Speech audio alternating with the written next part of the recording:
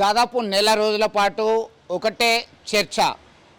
మా వార్డు నుంచి, మా డివిజన్ నుంచి ఎవరు మున్సిపాలిటీలో బరిలో ఉంటారు, ఎవరు గెలుస్తారు అనేది. తాజాగా ఈ నెల 11న ఎన్నికలు పూర్తయ్యాయి. అయితే ఫలితాలు ఇంకా వెల్లడి కాలేదు. ఎవరి ధీమా వారే వ్యక్తం చేస్తున్నారు అభ్యర్థులు. అయితే కొంతమంది స్థానికులు ఏం అనుకుంటున్నారు, ఏ ఇద్దరు కలిసినా ఎన్నికలపై చర్చ జరుగుతుంది. మరి ఎలాంటి అభ్యర్థులు అయితే బాగుంటుంది, గెలిచిన వాళ్ళు ఏం చేయాలి, ఎట్లా ఉన్నది పరిస్థితి, వాళ్ళు ఏం అభిప్రాయం వ్యక్తం చేస్తారో వారి మాటలను తెలుసుకుందాం.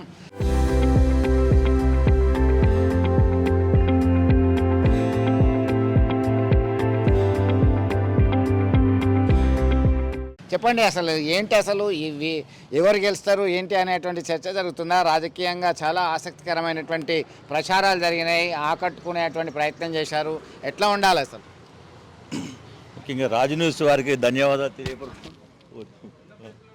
ముఖ్యంగా ధన్యవాదాలు తెలియజేస్తూ మొదటి నుండిగా హోరాహోరీ మున్సిపల్ ఎలక్షన్స్ విధానం అంతా జరుగుతూ ఉంది.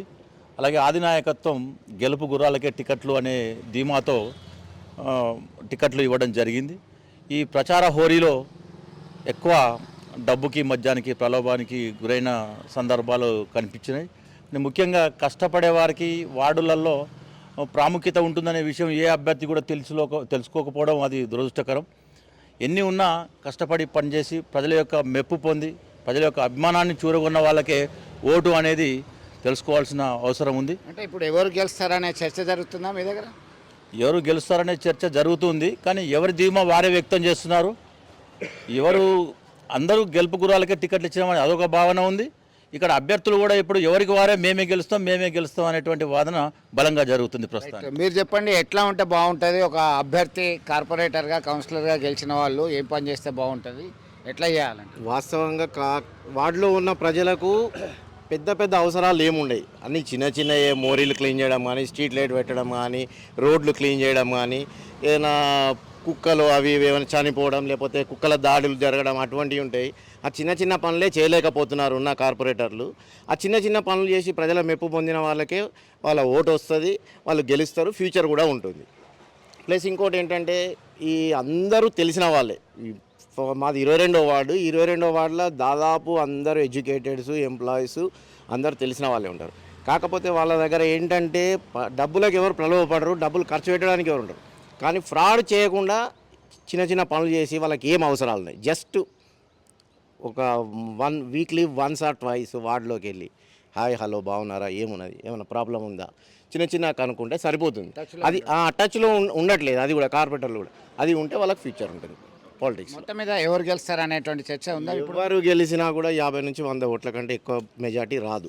ఎవరు గెలిచినా కూడా ఎవరికి వాళ్ళే నేను గెలుస్తా అంటే నేను గెలుస్తా అనే ధీమాలో ఉన్నారు. మీరు చెప్పండి, ఎట్లా మీ డివిజన్ ఎక్కడ, అసలు ఎట్లా చూసుకోవచ్చు? 24 డివిజన్. అక్కడ 4 క్యాండిడేట్ నిలిచినారు.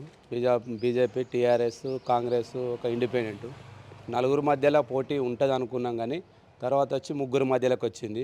3 మధ్యలోకి వెళ్ళి ఇప్పుడు జనసేన బీజేపీ అభ్యర్థి ఎవరో ఒకరు 50 నుంచి 100 ఓట్లలో గెలుస్తారని మేము అనుకుంటున్నాం. అంటే గెలిచిన అభ్యర్థి ఏం చేస్తే బాగుంటుందని అనుకుంటున్నాను? గెలిచిన అభ్యర్థి అక్కడ ఉన్నటువంటి లోకల్ సమస్యలు, డ్రైనేజ్ సమస్య కానీ, వాటర్ సమస్య కానీ, అపార్ట్మెంట్లు పెరిగిపోతున్నాయి. వాటరు మనకు సరిపోతలేదు. వాటర్ కూడా ఫెసిలిటీ కల్పించాలి. వాళ్ళు కల్పిస్తేనే మరి అపార్ట్మెంట్ కల్చర్ అనేది ఆగుతుంది. లేకపోతే అపార్ట్మెంట్ అమ్ముకొని పోవాల్సిన పరిస్థితి ఏర్పడుతుంది.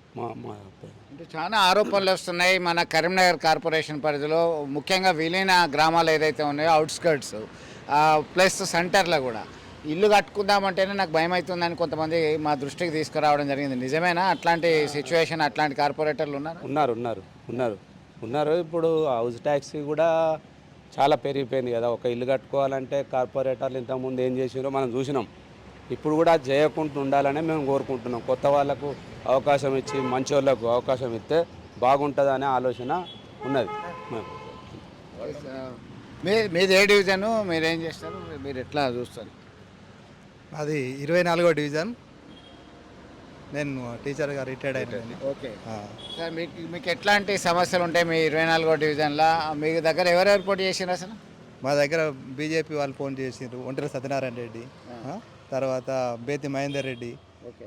తర్వాత భూమగౌడు, తర్వాత రఘురామరావు నలుగురు నలుగురు పోటీ చేశారు. చాలా నలుగురు కూడా హోరాహోరీగా ప్రచారం చేసిన. చాలా ప్రచారం చేశారు. తర్వాత ఏంటంటే ఇక బీజేపీ టైప్ నుంచి ఇద్దరికి వస్తుంది అనుకున్నారు కానీ ఒక్కైనా ఇక రెబల్స్ టైప్లో వేసిండ్రు. హోరాహోరీగా పోటీగా ఉంది. దాదాపు బీజేపీకి తర్వాత టీఆర్ఎస్ ట్రయాంగిల్ నడుస్తుంది. చేతి గుర్తు కూడా దాదాపు సమానంగా మేమే అంటే మేమే అన్నట్టుగా వాళ్ళు ధీమా వ్యక్తం చేస్తారు. ఎవరు గెలుస్తారో తెలియని పరిస్థితి. తెలియని పరిస్థితి ఉన్నది. ఎవరు గెలుస్తారో తెలియని పరిస్థితి ఉన్నది. అంటే ఏం చేస్తే బాగుంటుంది అంటారు? ఎలాంటి పనులు చేస్తే బాగుంటుంది? గెలిచిన వాళ్ళు, కొత్తగా గెలిచిన వాళ్ళు, గెలిచిన వాళ్ళు ఏంటంటే అందరి జనాలను టచ్లో ఉండుకుంటా వాళ్ళకి కావాల్సినటువంటి మౌలిక సదుపాయాలు ఏంటి, తర్వాత ఇంటి ముందట ఉండేటటువంటి ఈ చెత్తలు కానీ అవి కానీ ఇవి కానీ ఏదైనా చెప్పినటువంటి తొందరగా స్పందించి అట్లాంటి వర్క్ చేసినటువంటి అందరి ప్రజల మంది తర్వాత కూడా వాళ్ళకి మళ్ళీ అవకాశం ఉంటుందని చెప్పి కోరుకుంటాను. మీరు ఏ డివిజన్ నుంచి వచ్చారు? ఏ వార్డులో ఉంటారు మీరు ఏం చేస్తారు? అది 19 ఎవరు, ఏ పార్టీ వాళ్ళు నిల్చున్నారు? ఎవరెవరికి మధ్య గట్టి పోటీ ఉన్నది? ఏమున్నా గట్టి పోటీ అంటే బీఆర్ఎస్ బీజేపీ గట్టి పోటీ ఉంటుంది. అవి ఎవరు వచ్చా నువ్వు నేను అన్నట్టే. ఏమున్నా 10 ఓట్లు 20 ఓట్లు అంతకంటే ఎక్కువ లేదు, తక్కువ మెజార్టీ. సో మొత్తం మీద కరీంనగర్ మున్సిపల్ కార్పొరేషన్తో పాటు ఇలా రామగుండం మున్సిపల్ కార్పొరేషన్ మరో 13 మున్సిపాలిటీల్లో ఎన్నికలు జరిగాయి. అయితే చాలా ప్రాంతాల్లో నువ్వా నేనా అన్నట్టు ప్రచారంలో ధీటుగా ఆకట్టుకునే ప్రయత్నం చేశారు. ఓటర్లని మీకు నేనున్నా అంటూ ముందుకు రావాలి, నాకు వేయాలి, మద్దతు ఇవ్వాలని కోరినటువంటి పరిస్థితి మనం గమనించాం. తాజాగా ఎన్నికలు పూర్తయ్యాయి, ఆ ప్రక్రియ పూర్తయింది, కౌంటింగ్ ప్రక్రియ ఉంది. గెలిచిన అభ్యర్థులు మాత్రం ఖచ్చితంగా అందుబాటులో ఉండాలి. అవసరానికి తగ్గ పనులు చేస్తే వారికి ప్రజల మద్దతు, ఓటర్ల మద్దతు ఎప్పుడూ ఉంటుంది అనేటువంటి అభిప్రాయం వ్యక్తం చేస్తున్నారు. అలాగే ఓటరు నాడి ఇప్పటికీ అంతుబట్టకుండానే ఉంది అనేటువంటి అభిప్రాయం. ఎవరు గెలిచినా కొద్ది ఓట్ల తేడాతోనే గెలిచే అవకాశాలు ఉన్నాయని వారి మాటల్లోనే మనం విన్నాము. వీడియో జర్నలిస్ట్ సుమంత్తో కలిసి చంద్రశేఖర్, RTV, కరీంనగర్ నుండి. Local to global news at your finger tips. మీ చేతిలో ఒక ఆయుధం. Download raw TV app. Media legend Ravi Prakash is back.